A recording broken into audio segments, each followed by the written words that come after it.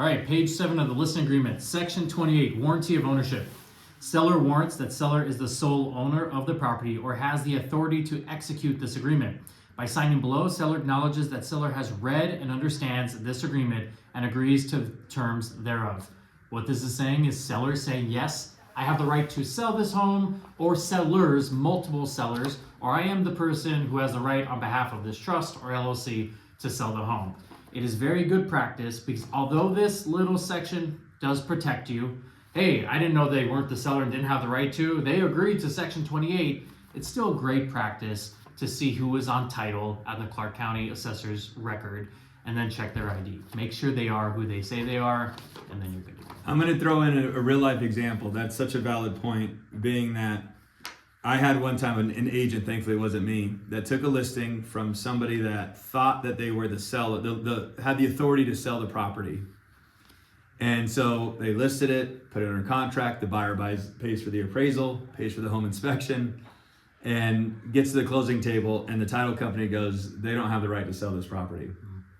We weren't able to close the deal, obviously, but then we were left with the buyer coming back to us going, dude, you guys didn't have your shit together in the beginning. I want my money back for the cost that I've laid out for the inspection and the appraisal. And the agent, unfortunately, didn't have any money. So good old Uncle Josh had to write the check to put that issue to bed. But so yeah, very important clause, small but very mighty.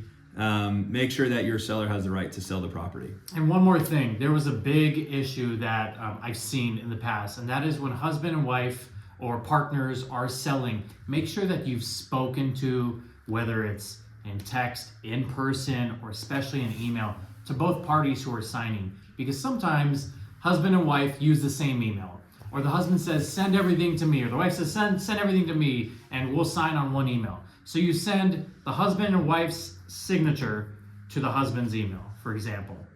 Husband signs everything, you think the wife's on board, you find out later, because you never met the wife, that the wife and husband are estranged, wife has no idea the home's being sold, and now at the closing table says, I don't agree to any of this, I never signed, because the husband signed on her behalf. So if there are two parties that are signing, make sure that you know both parties, you've tried to speak to both parties, and you are aware that both parties agree to this. Don't just take one person's word for it. Beautifully said.